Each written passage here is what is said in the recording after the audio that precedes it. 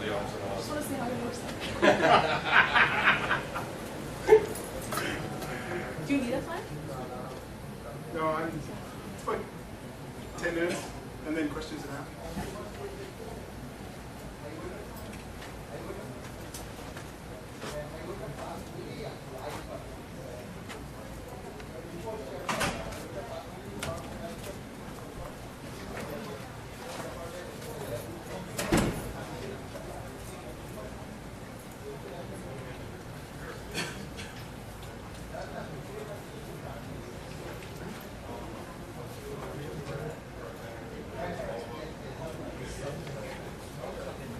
Okay, good. Good.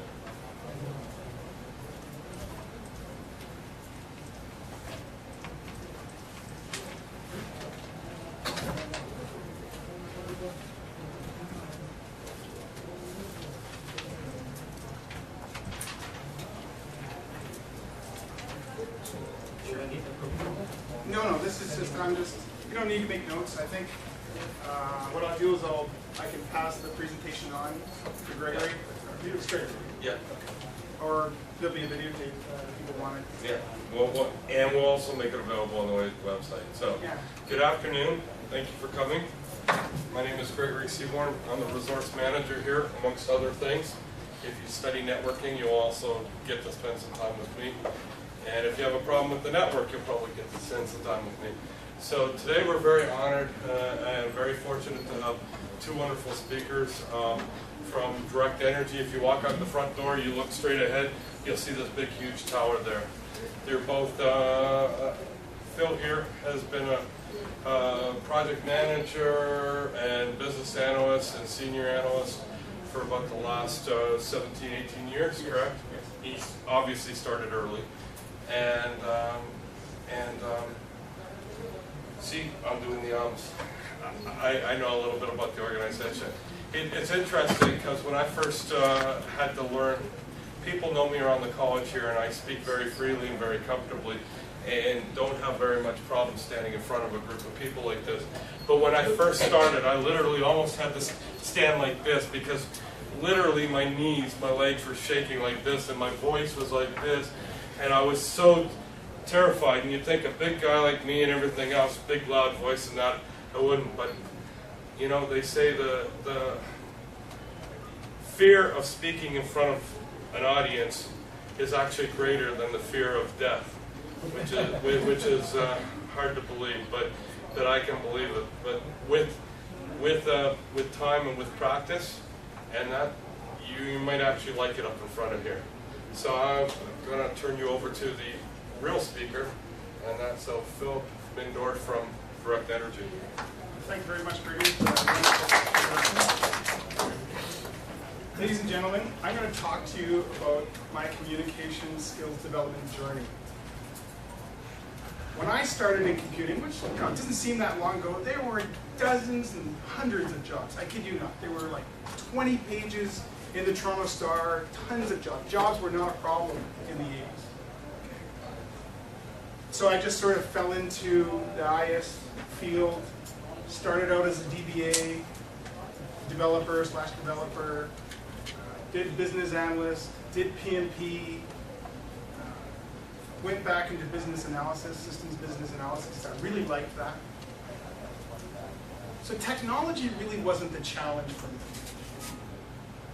Communication was the challenge, and is an ongoing challenge. How many people, let me ask you a few questions before I get into the presentation. How many people here have ever heard or been to a Toastmasters meeting? 3? Okay. 4? None of you became, any of you became a Toastmaster or joined a club? 2, okay, good. Okay, good. Then most of you should find this interesting. If you were a Toastmaster, a lot of the things that I would talk about, you would already know, and you might not find this that interesting. How many people here feel that their communication skills are excellent? Okay. How many feel they always need some little bit of improvement? Okay, me too. When I joined Toastmasters, I had no idea what communications skills was. When you join a Toastmasters club, they show you about that. You can learn about it in courses and other books, but in Toastmasters, they show and help you understand really what communication skill development is. Just in summary, that's speaking in public, active listening so that you can evaluate somebody, and thinking on your feet so that you can react to a crowd.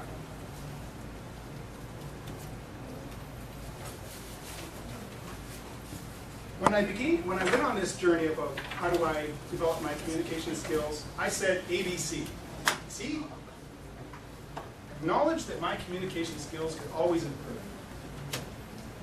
Be willing to learn something new and test that. Come to a Toastmasters meeting. Okay, it should be go to a Toastmasters meeting, but I needed a C, so I said come to Toastmasters meeting. Acknowledge that my communication skills could always be better. When I first started out in the IS field, you didn't learn about soft skill development at school. Yes, you had to do presentations, the odd presentation in high school and university, but really it wasn't the focus. It was really focused on hard skills. Now, do you know programming language? Can you solve a problem? Really wasn't taught, showing you how to develop your communication skills back then. I think it's improved a lot now. But my situation was I interrupted others. I was kind of an aggressive communicator because I'm passionate. I was kind, but still it was perceived as aggressive. So I knew if I wanted to stay in the systems world, I had to get better. So I acknowledged I need to improve. Fortunately for me, the company that I worked for at the time, Kraft Foods, started up a Toastmasters club because they really understood that it was a cheap, effective way of continually growing their staff's skills. So kudos for them. I have since joined Direct Energy, and they also recognize the benefits of Toastmasters. They're very conscious of costs. They're always looking at ways of finding effective methods of keeping your employees up to date. They even paid for the membership, and so did Kraft. This is, top 500 companies recognize the benefits of Toastmasters and how they can develop the communication skills of not only me, but my fellow employees, or fellow peers. When you go to a Toastmasters meeting, it's not just the beginner that's in this meeting. It's also people like myself that have done 20 or plus presentations. So, and I find it just as